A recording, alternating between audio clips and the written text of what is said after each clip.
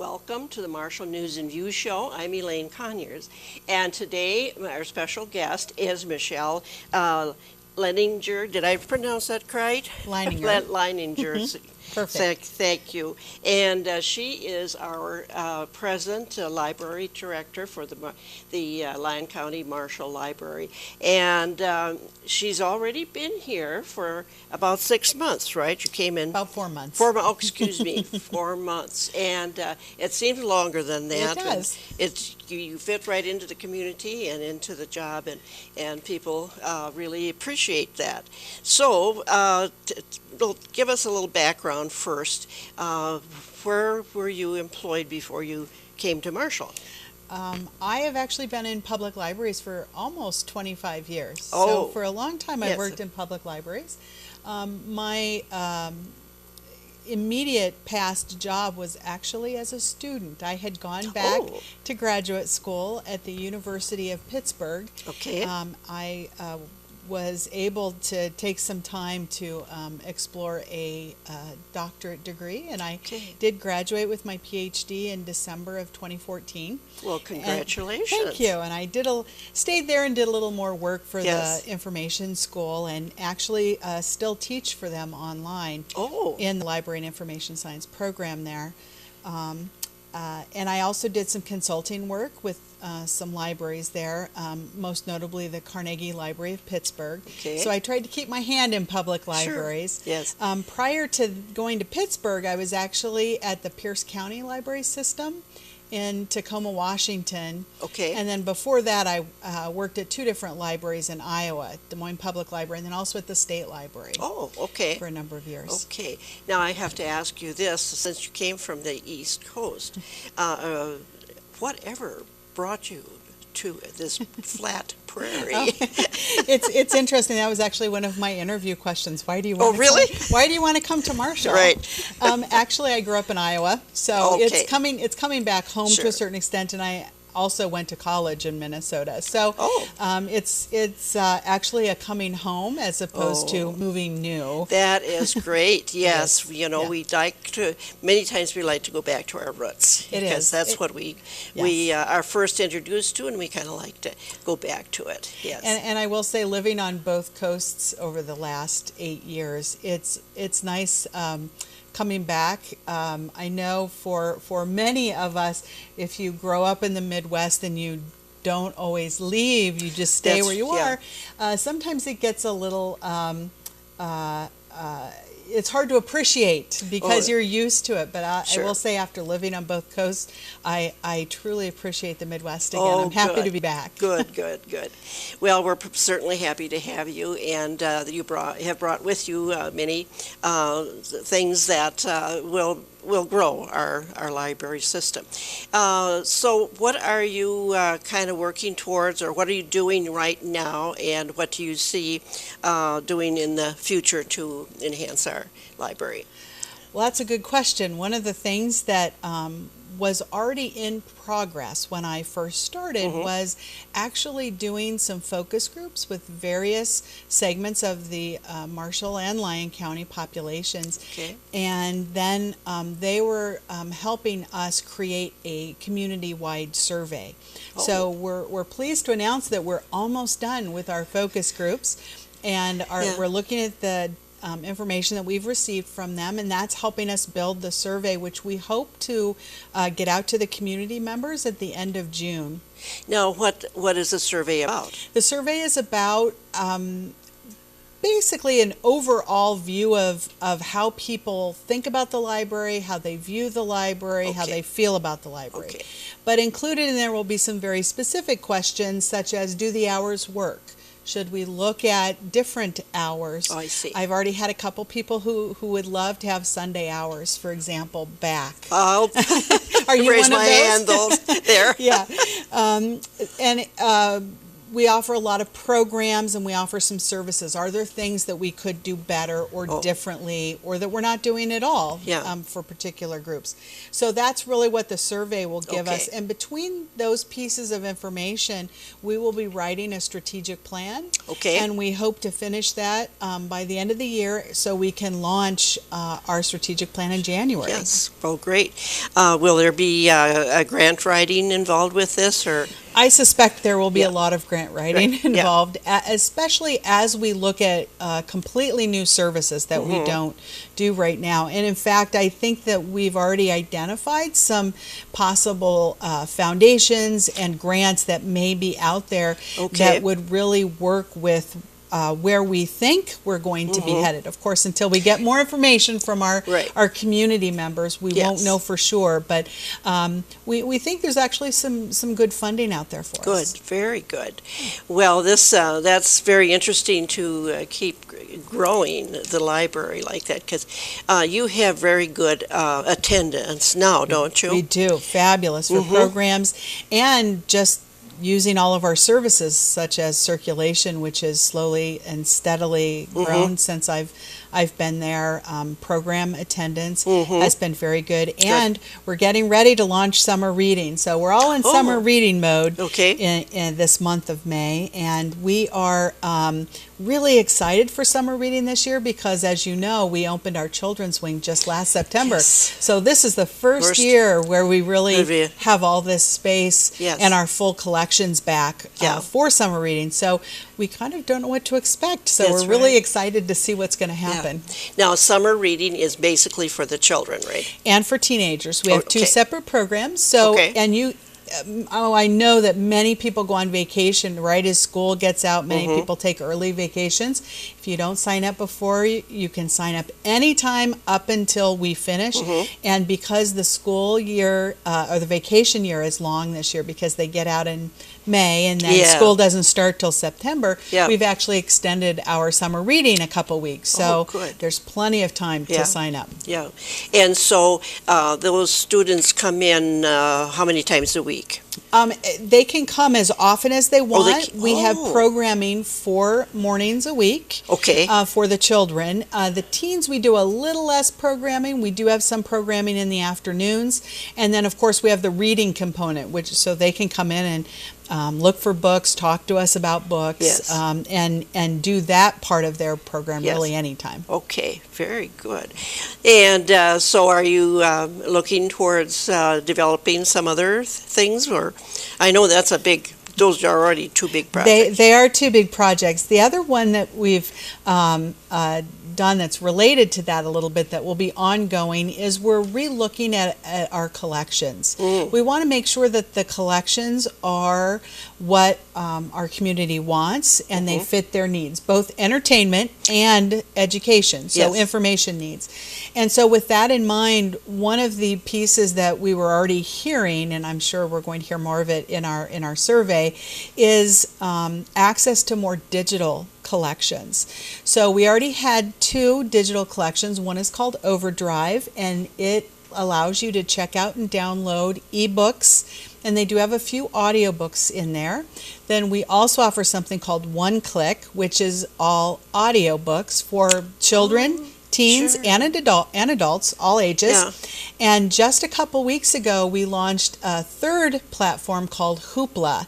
And this we're really excited about because it also, besides ebooks and audiobooks, for again, children, teens, and adults, it also has comics and TV and movies and music. So you can stream a number of things. Goodness. So we're really excited that we're expanding our collection, not just physically, but also digitally. We're also in the process of moving some things around. So we know that people love to browse collections, and so in order to make it more interesting to browse, we're over the course of, I'd say, the next 6 weeks, we'll be moving some things around.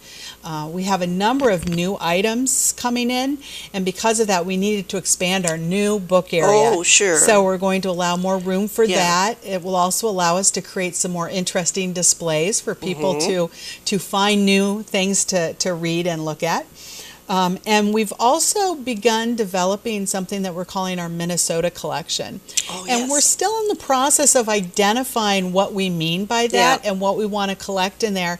But we would see this as a much more long-term and permanent collection of things related particularly to Southwest Minnesota, but also Minnesota in general. And this would include both fiction and nonfiction materials. So certainly we want to also collect Minnesota authors. Well, of course, yes, and that, and then of course the history too. Anything about the history of Southwest Minnesota. Absolutely, and there's been produced some beautiful, what I'll call coffee table books. You know, the larger books with great photographs and things. We have some wonderful photographers, for example, in Minnesota, and so it'll include things like that as well. Yeah, well, that's interesting. That's all very interesting things that you're working on, and I just have to back up a little bit here. And you talk about all these digital opportunities. Then there are people like me. We like to turn pages. Yes. But you're not getting rid of anything like that because, and do you see any possibility in our youth, those that come now, do they like to, do you see that there's any interest in real books, or are they pretty much all digital minded? You would be surprised, actually. I think particularly older children and teens, including young adults, they really have not let go of books as much as we like to believe. There's been some surveys done amongst those populations, and in fact, I would say the young adult people, in particularly in their upper teens and 20s, they often want the specific piece of material. So they are looking for a particular book or a particular type of book. And they are willing to have it in digital form, but if they have their preference, they too still like the physical book. Oh, good. It's just that they're not worried if it is only in digital because they're willing to do it that way. But if they get to choose, they do still like books. That's good to hear. And because, you know, most of us are so busy and we don't really have time to sit down and look at a digital book, you know. It is true. But I suppose you could shut them off. I've never worked with one, so I don't know. But it's nice with a book that you can just, you know, lay it down, still pick it up later, you know. Absolutely.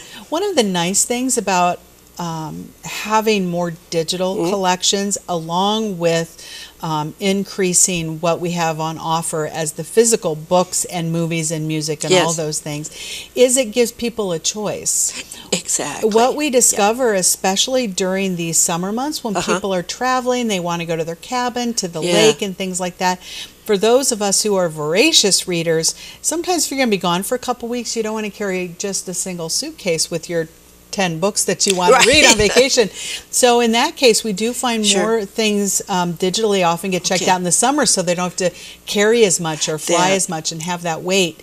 And that's what's great, I think, about reading and watching movies today, is that you have those options. That's you can get the physical item, or you can download it and just go with your device. Yeah. Oh, it's wonderful that we are progressing this way. You know, and some of us can maybe still learn how to do that. Absolutely, right? Absolutely. It is one of the programs that we hope to launch later this summer and do more of in the fall, is helping people with their devices. So, for example, we've been playing around with the idea of developing a program where we would just, bring your device day. So people could just come in and go as they need, but if they needed help with their device, we would be there. Sure. The other class we've been talking about launching again that we hope to do this summer is devices and apps for readers. So helping people download to their device and understand how to use Hoopla and things like that. As well as there's some great apps and mobile websites out there, such as Goodreads, or there's a site called Fantastic Fiction that readers, I think, would love to explore. again, for people who are really heavy-duty readers, sometimes it's hard to find your next book, right? Oh, so you want yes. more options and how to explore and get recommendations from other people. So, we've been playing around with that. Very good idea. And I have to ask you this question too. What was your impression of our children's library when you came? I suppose you've seen others around the country. I have. It's interesting because I would say in children's libraries over the course of, say, the last 10 to 15 years, basically public libraries have built two kinds of libraries. In relation to children's. And one is what we're used to seeing. You make a nice, comfortable space. You make sure that you have the right accessibility. So you have shorter bookcases, and you have bins for books, and the toddler books, like board books, are in very short pieces of furniture, and you have small tables. And you have color. Right? Yeah. But it's still integrated into the rest of the library. The other is what they call destination libraries. So they build pretty interesting children's areas that have things like a big tree as you enter, or a dinosaur, or books like ours. Yes. And most of those types of destination libraries are usually built in fairly large communities, especially in urban or more likely suburban areas. So I have to say I was truly impressed that a community this size built such a phenomenal library overall, let alone just the children's one. For the size community it is, it's really a very good-sized library. There are larger communities, even in Minnesota, who don't have a library as big as ours. Well, we're, of course, very, very proud of the library itself, and then the children's library that was, provided, the children's library provided by the Carr family, and that is such a good story, too, about how somebody steps up and shares their wealth, so to speak, with the community, and we're so proud of that and happy about that. Yes, and that is the other thing that I noticed right away just in my visit when I first came to interview, is it does take a lot of public input and support to build this sort of building, public building, whether it's a library or something else. Yeah, that's right. And in this community, most recently, besides the library, we also have the Red Baron Expo and Arena and the Merit Center, and all of those things immediately suggested to me that this is a community that not only likes to work together, but knows how to collaborate and to get things accomplished in a way that I think, again, showcases the collaborative nature of the community. Exactly. We've talked quite a bit about the idea that our leadership in our community, they have vision, and then they have the know-how, and then they do it pretty much like what you're saying. We haven't always had that, and I think that goes with most communities. But you go through a period when you do have that combination where people and groups are working together, and it's very, very nice, very good. Yes. I just have to share a little memory, too, about when they opened the children's library. Some of us were invited to come in and see it before it opened. And I talked to a couple of older guys, and I said, when I was a kid, I lived on a farm, and we hardly ever went into town because, everybody was working. Right. The library's closed. You could not get a library book all summer long. Wow. And I got so tired of reading the Farmer's Journal or whatever it was called. Right. It had no interest for me at all, but at least I could read it. That's true. That's true. Nothing digital. There wasn't even TV. That's true. So look at the progress we've had in actually a short amount of time. A number of people have told me that at one point, Marshall included, and this is true of a lot of public libraries, they had what was called summer hours. Yeah. So if they weren't closed, they had very shortened hours. Exactly. And I think that would be a hard thing to sell today. In fact, even in the summer, We have such a nice property around us as well. Plus, we have our lovely reading courtyard in this new building that I would anticipate as the weather keeps getting nicer, even after we close, people will use the space around us, whether it's to get on the internet, because on the wireless you can get that out in the courtyard. Oh, you can? Okay. Oh, absolutely. Or it's just to enjoy the nice space that we have. And I can't imagine that we would have shortened hours anymore in the summer. Right, yeah. I think we're moving away from that. Yeah. So it's so good that the community sees all of this need and then steps to the plate and takes care of it. And people like you come in with ideas, and it's just great. Now, the other thing I wanted to ask about is you talked about programming. You do some special programming in the summer, right? We do. Again, related to summer reading in particular, we do a lot of that. Usually for adult programming, we normally haven't done quite as much programming. We are going to try some programs this summer. Probably not as many as the kids. They have theirs every day almost. That's right. But a great way to keep on top of that is on our website. Which is, I believe, going to be on the screen. Yes. And what we have there, you can look to see about summer reading in particular, so you can find out about either the children's or the teen program, as well as look at what all of the programs will be going on there. But then when we have programs for adults, that's one of the places that we often advertise is on the front page. And I'm happy to bring up the website as well, because that's one of the big projects we're working on this summer. Is we're actually building a new website as we speak. We just started doing that. We hope to launch that by the end of the year. I'm hoping this fall, but we'll definitely have it before the end of the year. We're also reinvigorating, might be the best word, our social media presence. So we do have a Facebook page, but we're looking at using it a little differently than we have in the past.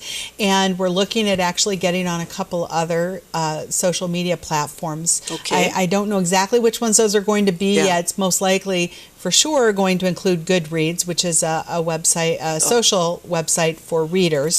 And we may look at some others, but we'll be advertising on our website and talking more about that as the summer goes on.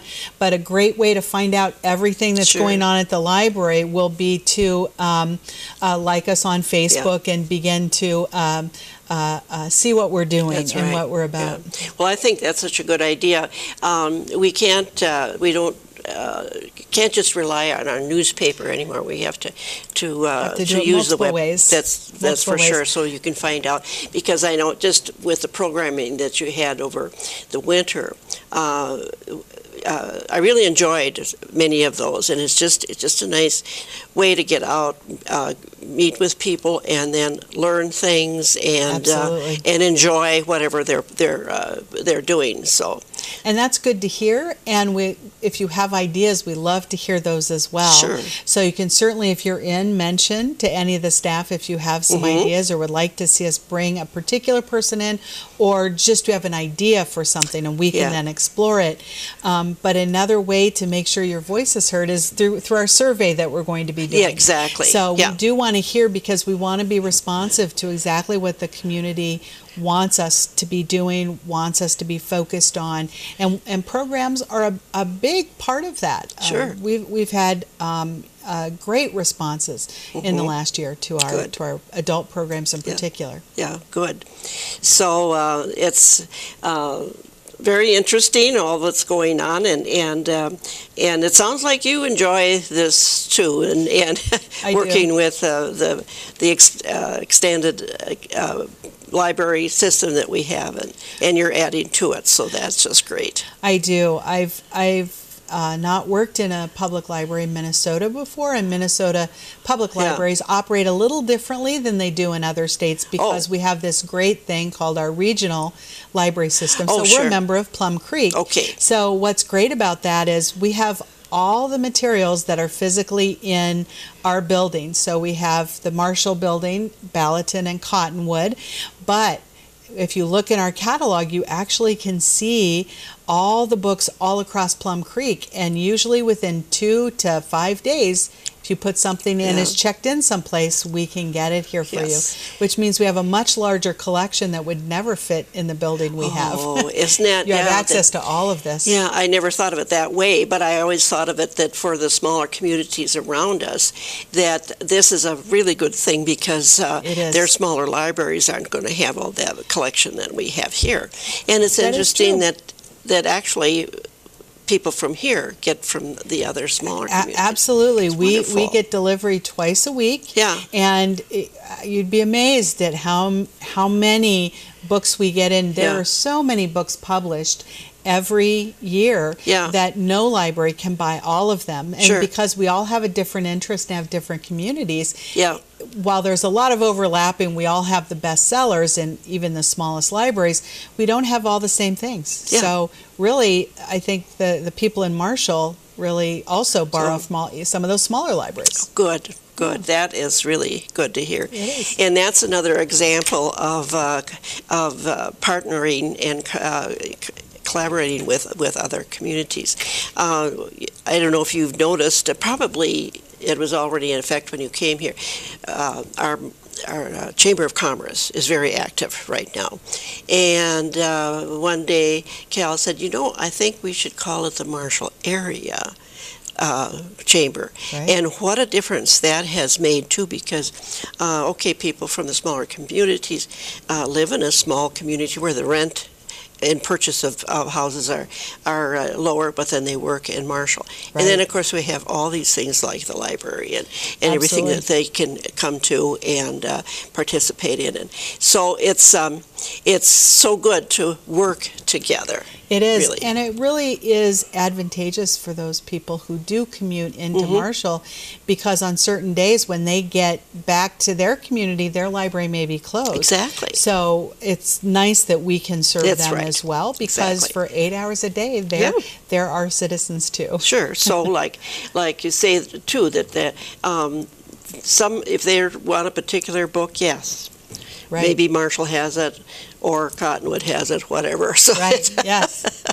it's great. So it's great. It would not everything is centered in Marshall anymore. It's just like people sometimes stop me and say, "You're always bragging about Marshall," and you know what? You don't even have a lake. That's true. Wait a minute! I say we've got one at Cottonwood, and then there's Lake Chautauqua. I mean, they're around together. They are around. That is true. It's beautiful country. I've enjoyed my little jaunts out from Marshall. Good. You'd never been here, of course, because you were many years ago. I had come through here. You did? I was still in college. Well, where you said you went to college in Minnesota? I did. I went to Carleton and Northfield. Oh, sure. Oh, yes. Yeah, that's a very nice. It is. Northfield's a lovely. That's where we, of course, lost Ben too. I know. But, so yes, we now have a tie to Northfield. Yeah, good. So, anything else that you would like to add to what's going on or what you see in the future? I don't think so. I think we're still trying to imagine what the future looks like, and we definitely want to hear everybody's voice in that. And I think we've covered everything, but I'd love to come back maybe this fall as we start to launch more of these. We'd definitely have you back, because people like you and the Chamber and many government offices, we like to have them come back here so that the general public knows what's going on all over. So we definitely want them to know what we're doing, and we want to hear from them. All right. Well, thank you again for all your work, and we will see you soon. Great. Thanks.